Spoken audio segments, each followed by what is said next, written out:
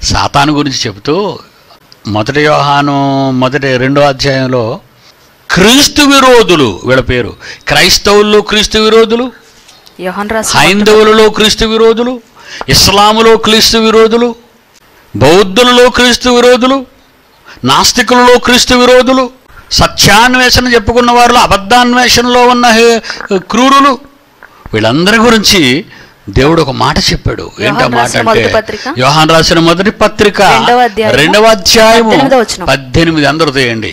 చిన్నపిల్లలారా చూడండి ఎంత బాగా చెప్తున్నాడు. మన చిన్నపిల్లల కింద మనం పోతుల్లాగా ఉన్నాం. తండ్రి కదండి. నా కొడుకు 42 సంవత్సరాలు వచ్చాయి. ఒరే నాన్న అని పిలుస్తాను.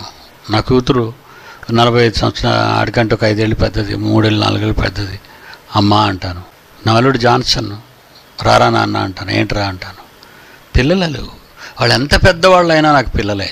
మనం ఎంత గొప్పవాళ్ళమైనా దేవునికి పిల్లలమే. చిన్న పిల్లలారా, ఇది కడవరి గడియ. క్రీస్తు విరోధి వచ్చునని వింటిరి గదా. ఇప్పుడును అనేకులైన క్రీస్తు విరోధులు బాబాలు బయలుదేరిపోయారు, మీ మధ్యకు వచ్చేస్తున్నారు. ఇది కడవరి గడియ. ఇలా బాబాలు, క్రైస్తవ బాబాలు, ఇస్లాం బాబాలు, హైందవ బాబాలు, కాషాయం కానీ, తెలుపు కానీ, ఎరుపు కానీ, పచ్చ కానీ, ఇదన్నీ జెండాలు చూసి మోసపోకండి మీరు.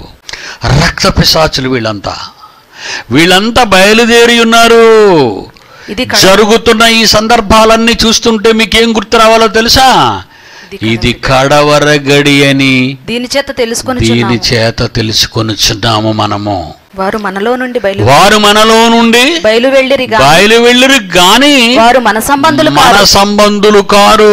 హర్యానాలో ఒకటే, పాకిస్తాన్లో ఒకటే, ఏమండి పంజాబ్లో ఒకటే, ఆంధ్రప్రదేశ్లో ఒకటి, తెలంగాణలో ఒకటే, అన్ని దేశాలలో బాబాలు అన్ని ప్రాంతాలలోకి చెదిరిపోయి సమాజాన్ని, అమాయక ప్రజల్ని ఒక అనకూడదు కానీ ఒక బ్లూ వేలుని కానీ, లేదంటే ఒక రాయితీల రూపంలో కానీ, లేదంటే ఒక ముఠా రూపంలో కానీ, ఒక దందా రూపంలో కానీ, ఒక దోపిడీ కానీ, ఒక రాజకీయంగా కానీ, ఒక అధికారికంగా కానీ అనేక కోణాల్లో ప్రజలను వంచిస్తూ చెప్పేస్తున్నారు వాళ్ళని. కనుక మీలాంటి వాళ్ళ కోసం నేను కాపుదలగా నేను బ్రతికుండాలి, లేకపోతే మీరు అంతా ఏమైపోతారు?